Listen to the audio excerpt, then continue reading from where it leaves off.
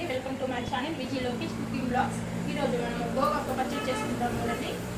ఈ పచ్చడి చేసుకునేటప్పుడు మనము ఇలా వాష్ చేసుకుని ఒక 10 నిమిషాల తర్వాత ఈ నీళ్ళంతా వడిపోతుంది. అప్పుడు ఇలా ఎలా క్లీన్ చేసుకోవాలో చూద్దామండి. ఇప్పుడు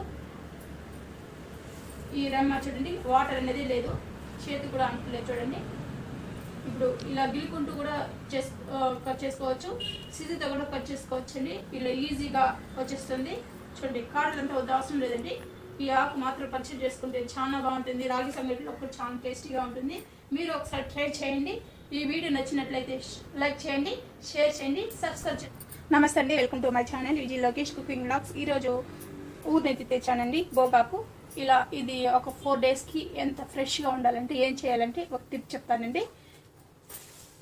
ఇలా మనం డ్రెస్ ఇది ఓని బై ఉంటుంది కదండి, ఇలా ఎత్తుకొని ఇలా తడిపేసుకోవాలి. తడుపుకున్నవన్నీ ఇలా కింద వేసుకోవాలి. ఇలా కింద వేసుకున్న తర్వాత ఈ గోగాకు ఇలాగే ఫ్రెష్గా ఉన్న గోగాకుని ఇలా పెట్టేసుకొని దీన్ని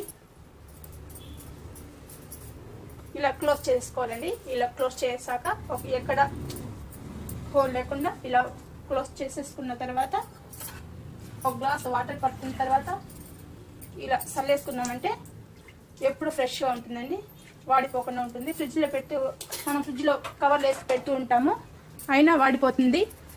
ఇలా పెట్టుకుంటే చాలా ఫ్రెష్గా 4 డేస్, 5 డేస్, 10 డేస్ కూడా చాలా బాగుంటుంది. మీరు ఒకసారి ట్రై చేయండి. ఈ వీడియో నచ్చినట్లయితే లైక్ చేయండి, షేర్ చేయండి, సబ్స్క్రైబ్ చేయండి, సపోర్ట్ చేయండి ప్లీజ్ ఫ్రెండ్స్.